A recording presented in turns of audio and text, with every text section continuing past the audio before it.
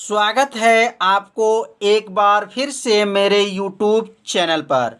तो आज क्लास 12 के रसायन विज्ञान अभ्यास 6 में आज हम लोग पढ़ेंगे धातु कर्म क्या होता है, धातु कर्म की कितनी विधियां होती हैं, आज इस वीडियो में बताया जाएगा। पिछले वीडियो में हम लोग पढ़े थे खनिज क्या है, अयस्क क्या होते हैं, अयस्क कितने प्रकार के होते हैं। यदि उस भाग का वीडियो आप नहीं देखे होंगे तो प्लेलिस्ट में वीडियो है, वहां से जाकर के वीडियो को देख सकते हैं। तो धातु कर्म, अब यहाँ नाम से ही धातु कर्म का मतलब धातु के कर्म को सुधारना, मतलब धातु को अच्छा करना। धातु कब अच्छा बनेगा, कैसे बनेगा, इसके बारे में हम लोग आज अध्ययन करेंगे। तो अयस्क से शुद्ध धातु, मतलब जो अयस्क क्या होते हैं, तो कल के वीडियो में बताया गया था जब अयस्क जो होते हैं जो खनिजों से सरलता पूर्वक कम खर्च में क्या किया जाता है, अलग कर लिया जाता है।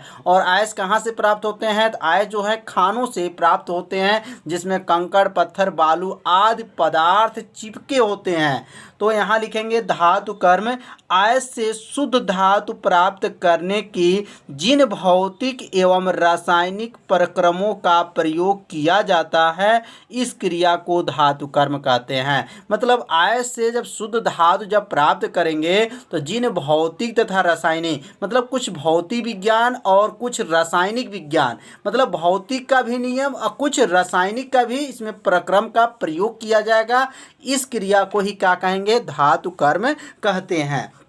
यह निम्न 3 प्रकार का होता है। तो यहाँ 3 प्रकार का कौन कौन होता है, तो पहला का नाम है अयस्क का सांद्रण, मतलब धातु कर्म को 3 विधि से सुधारा जा सकता है। पहला का नाम अयस्क का सांद्रण, धातु का निष्कर्षण और धातु का शोधन। यह 3 विधियों के माध्यम से यह क्रिया संपन्न होता है। तो पहले अब हम लोग अयस्क का सांद्रण क्या होता है और अयस्क का सांद्रण कितने विधियों से होता है, और धातु का निष्कर्षण क्या होता है और धातु का निष्कर्षण कितनी विधियां हैं, धातु का शोधन क्या है, धातु के शोधन की कितनी विधियां, सबके बारे में पढ़ना है क्रमशः। तो आप सभी विद्यार्थी इसे अपने कॉपी में नोट करते चलेंगे, जिससे क्या होगा, आपको अच्छे से समझ में आ जाएगा। तो अब हम लोग पढ़ेंगे अयस्क का सांद्रण। अयस्क का सांद्रण का मतलब ये होता है जब अयस्क खानों से निकाले जाते हैं तो उसमें बहुत से कंकड़ पत्थर आदि पदार्थ चिपके होते हैं। जो कंकड़ पत्थर बालू आदि पदार्थ चिपके होते हैं उसका नाम क्या है,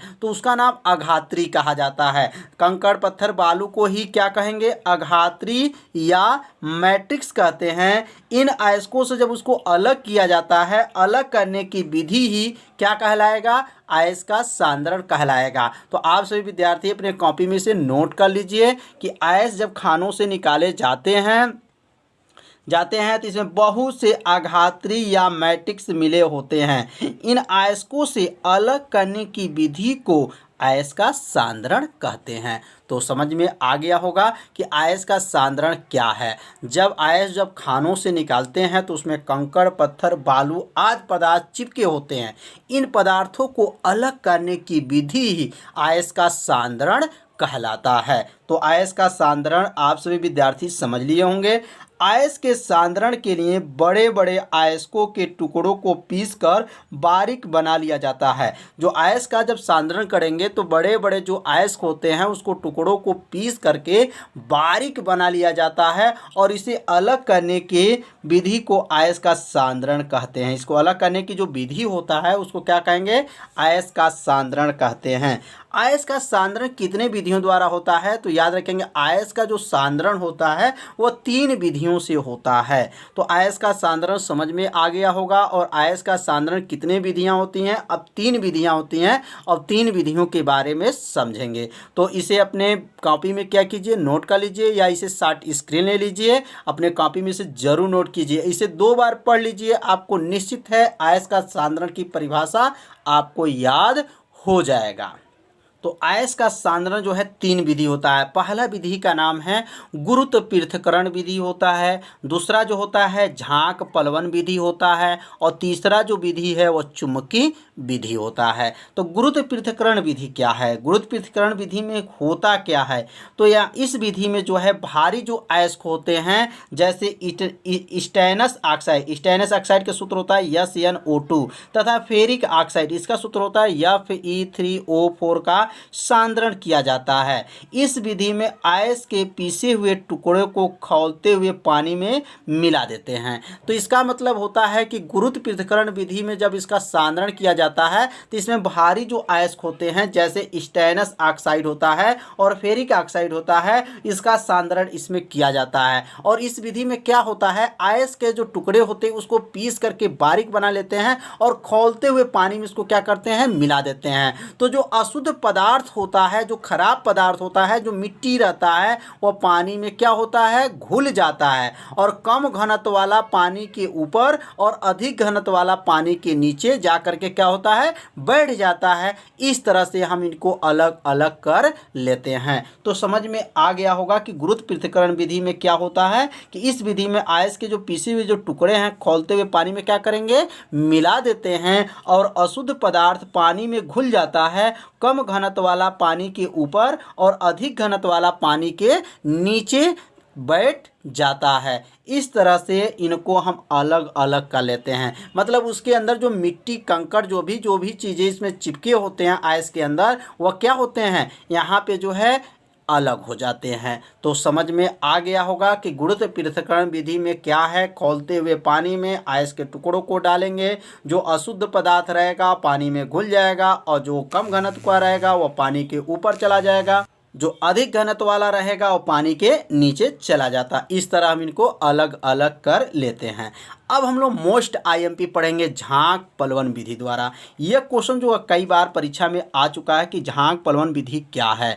तो यह झांक पलवन विधि क्या होता है इसके बारे में अब समझेंगे। तो इस विधि के द्वारा सल्फाइड अयस्क को, जो सल्फाइड के जो अयस्क होते हैं, जैसे कॉपर पायराइट है, सिल्वर ग्लास होता है, आदि का सांद्रण किया जाता है। मतलब झांक पलवन विधि में किस अयस्क का होता है इसमें, तो इसमें जो है सल्फाइड के जो अयस्क होते हैं उसका जो है सांद्रण किया जाता है। जैसे कॉपर पायराइट है तो कॉपर पायराइट का सूत्र याद रखेंगे CuFeS2 होता है, सिल्वर ग्लास का सूत्र होता है Ag2S होता है, आदि का सांद्रण किया जाता है। इस विधि में सल्फाइड के अयस्कों को तेल और जल के मिश्रण में डालते हैं। मतलब इसके अंदर जो है जल रहेगा और इसमें क्या रहेगा, तेल रहेगा। चिड़ का जो तेल होता है दोनों को मिश्रण पहले कर लेते हैं, और जो बारीक जो अयस्क पीस के रखे रहते हैं उसके अंदर डाल देते हैं। ध्यान दीजिएगा, किस में डालेंगे, तेल और पानी का जो मिश्रण बना के रखे रहेंगे उसमें जो है अयस्क के टुकड़े जो पीस के रखा रहता है उसमें अंदर क्या करते हैं, डाल देते हैं। तो शुद्ध अयस्क तेल में तथा अशुद्ध अयस्क पानी में शीघ्र भीग जाते हैं। मतलब जो शुद्ध अयस्क रहेगा वो तेल में, और अशुद्ध जो अयस्क रहता है पानी में क्या होता है, शीघ्र भीग जाते हैं। तेल तथा पानी में बने सल्फाइड अयस्कों को निलंबन, एक निलंबन लगाया जाएगा, अभी हम आपको चित्र के माध्यम से समझाएंगे। तो निलंबन लगाते हैं और निलंबन में क्या करते हैं, वायु को प्रवाहित करते हैं। तो जो सल्फाइड के जो अयस्क होते हैं वो कण झाग बन करके, मतलब गाज बन करके वो कहाँ जाते हैं, ऊपर उठ जाता है और अशुद्ध पदार्थ नीचे बैठ जाता है। इस विधि को उत्प्लावन विधि भी कहते हैं। जैसे चित्र में देख लेंगे। अब ये चित्र में क्या है, इस चित्र के माध्यम से समझेंगे। तो यह जो है बना हुआ है एक बीकर है। इस बीकर के अंदर जो है चीड़ का तेल और पानी का मिश्रण है। इसके अंदर पानी और तेल है, चीड़ का तेल है, और मिश्रण इसके अंदर जो बना लेते हैं। बनाने के बाद से जो अयस्क है, सल्फाइड का जो अयस्क होता है, इसके अंदर क्या करते हैं, डाल देते हैं। डालने के बाद से जो शुद्ध अयस्क होता है वह तेल में, और जो अशुद्ध अयस्क होता है अशुद्ध अयस्क जो होता है वह पानी में भीग जाते हैं। इसके बाद से एक देखेंगे निलंबन लगा हुआ है, यह निलंबन है। इसके माध्यम से वायु जब जाएगा तो यहाँ पर छिद्र बना हुआ है, यहाँ छिद्र के माध्यम से जब यहाँ से वायु को जब भेजा जाता है या फूंक मारते हैं तो नीचे का जो पानी होता है ना यह ऊपर की तरह चला जाता है और ये गाज बन करके मतलब झाग बन करके फिर इसको कहा जाता है ऊपर आ जाता है। तो यह कब होगा? जब इसके अंदर वायु को जब प्रवाहित करते हैं तो यह वायु जो है छिद्र माध्यम के द्वारा इसके अंदर जब जाएगा तो नीचे का जो पानी है वह ऊपर की तरफ उछाल कर लेगा और जो गाज बन करके ऊपर चला जाएगा। तो जो शुद्ध रहेंगे, ध्यान देंगे, जो अशुद्ध पदार्थ जो है नीचे बैठ जाते हैं और जो झाग बन करके जो शुद्ध अयस्क होते हैं वह ऊपर जो है इसके ऊपर आ जाते हैं और नीचे जो है अशुद्ध पदार्थ नीचे तली में जा कर के बैठ जाते हैं। तो समझ में आ गया होगा कि झाग पलवन विधि में क्या होता है कि तेल और पानी का मिश्रण रहता है और उस मिश्रण में सल्फाइड के अयस्क को डालते हैं। जो शुद्ध पदार्थ रहता है वो तेल में और जो अशुद्ध पदार्थ रहता है वह पानी में भीग जाता है और उसके अंदर जो है निलंबन लगाते हैं। ये निलंबन है और निलंबन के माध्यम से वायु को क्या करते हैं? प्रवाहित करते हैं। तो ये झाग बन करके शुद्ध जो अयस्क होता है ऊपर जो है चला जाता है और अशुद्ध जो अयस्क होता है पानी के नीचे जो है तली में बैठ जाता है। तो आप सभी विद्यार्थी इस चित्र को शॉर्ट स्क्रीन ले लीजिए, अपने कॉपी में इसे जरूर बना लीजिए। तो झाग पलवन विधि, गुरुत्व पृथक्करण विधि आप लोग को अच्छे से समझ में आ गया होगा। अब हम लोग समझेंगे चुंबकीय विधि क्या है। चुंबकीय विधि तो और आसान है। तो चुंबकीय विधि क्या है?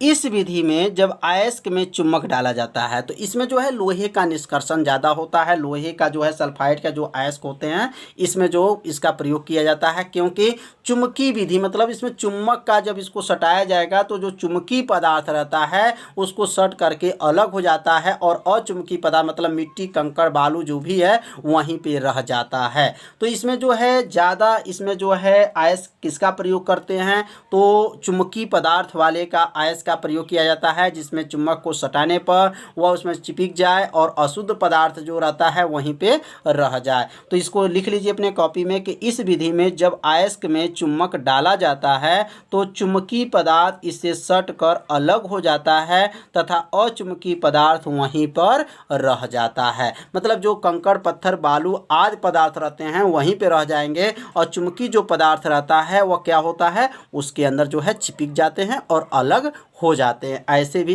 अयस्क का सांद्रण किया जा सकता है। तो अयस्क का सांद्रण जो है 3 विधि था, तीनों विधि को आपको बताया जा चुका। आप सभी विद्यार्थी से शॉर्ट स्क्रीन भी ले लिए होंगे, नोट भी कर लिए होंगे। अब हम लोग पढ़ेंगे दूसरा जो विधि है धातु कर्म का, धातु का निष्कर्षण।